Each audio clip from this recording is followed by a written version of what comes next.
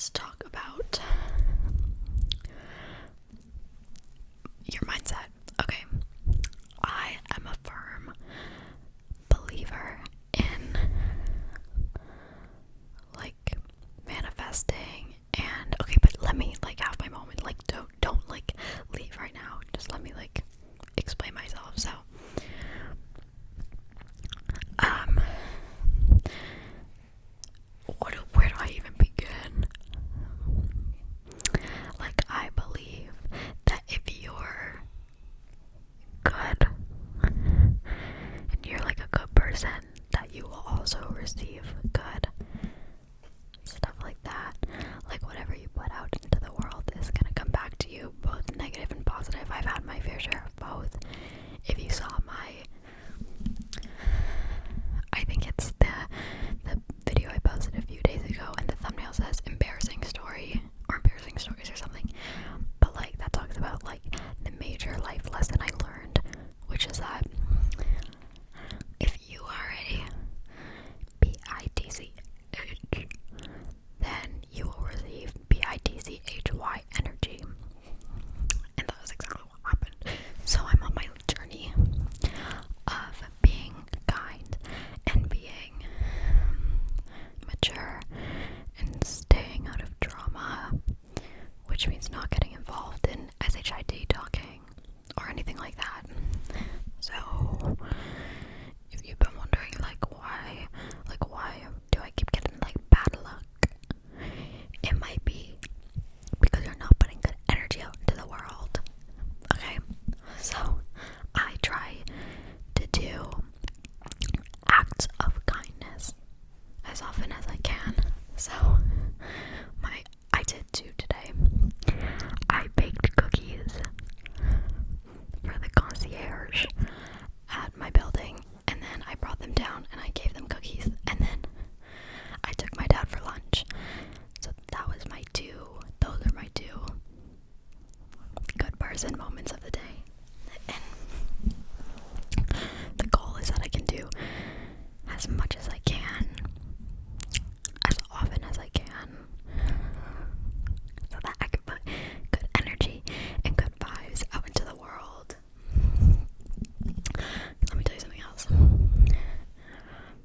Okay, it's not like a fear, it's like, I would call it more a concern, is people I know finding my channel. Like, there's nothing on here that's like incriminating or like embarrassing or like bad, but I know ASMR is like, you either love it or you hate it.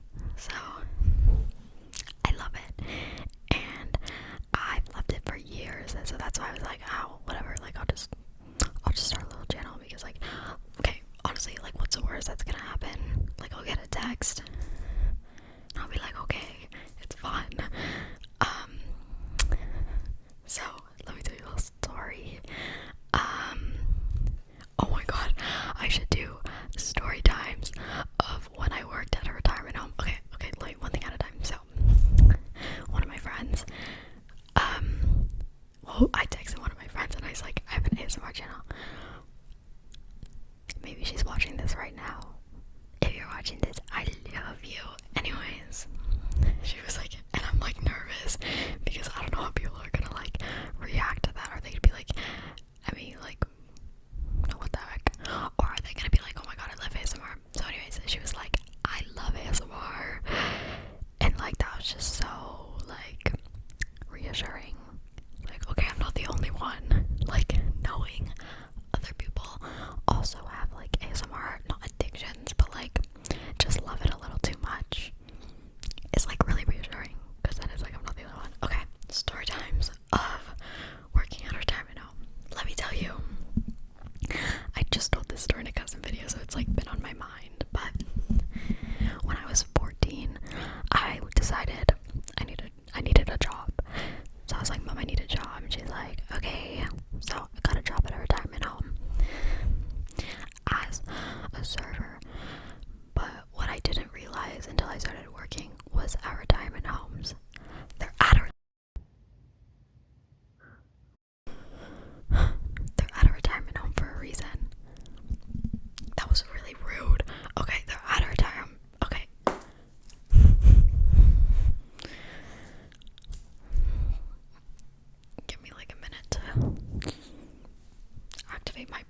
this, but the majority of them either had like dementia or they were super sick. And then there was only like 5 residents who were just there just because they wanted like to retire, to relax. And like the stories from working at a retirement home, they are ridiculous. So, okay, but before I start with the story, I love old people. Like not like I love old people, but like I think that like I'm a firm believer in respecting your elders and just respecting like the elderly in general. So like if you're ever out like and you see someone who's a senior, you better smile at them, you better say hi, you better hold the door for them, like stuff like that, you know. So and they're so full of wisdom too, and they're really sweet if they don't have like super bad dementia. So anyways, okay, my first day on the job, I'm 14, this is during COVID. I'm very naive, like I did not know what I was getting myself into, but basically if you work at a retirement home, you'll have like your main job. So for me it was serving, and then you'll also be a therapist, okay, because all people like to talk and they like to dump everything on you, and then you gotta be like, okay, thank you Betty for that information, and then you have to like hold a whole counseling session for them, and they're okay, this is what I'm talking about. So there's popcorn on my teeth. I just like downed a whole bag of popcorn. Guys, my mic just glitched and then made my phone glitch, and now I forgot what I was talking about. That was really scary. Wait, it sounds like louder now. Like the quality sounds better now. Oh my god, was the quality bad though? I'm still gonna post this, I'm sorry. Okay. It's my first day on the job. I'm 14. I'm naive. It's in the middle of the pandemic. I'm like, great. I show up to work for an 8-hour shift, and this was my first shift like ever being alone. So I'm like so excited for that, right? Like no, I'm nervous, and I'm SHITTING my pants. Not literally, but like I was nervous. Okay, so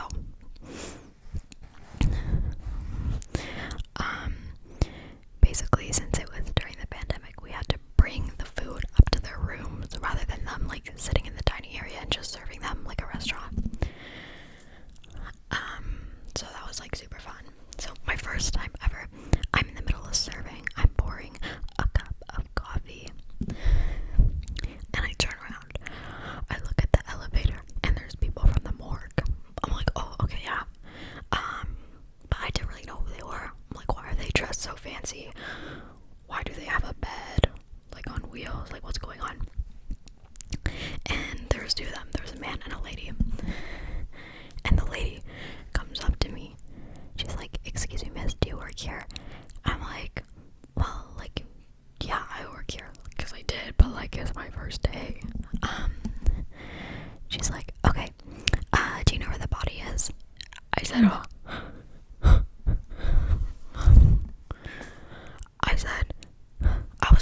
I was just like frozen, like I was like, what the FUCK?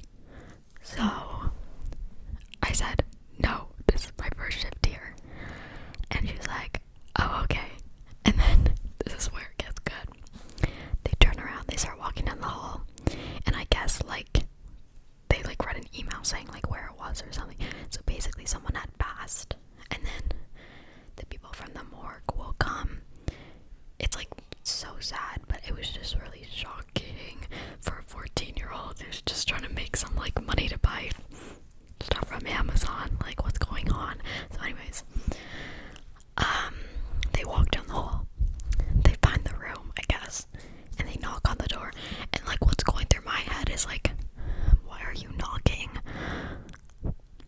Like it's not like someone is gonna like, it's not like the person is gonna arrive.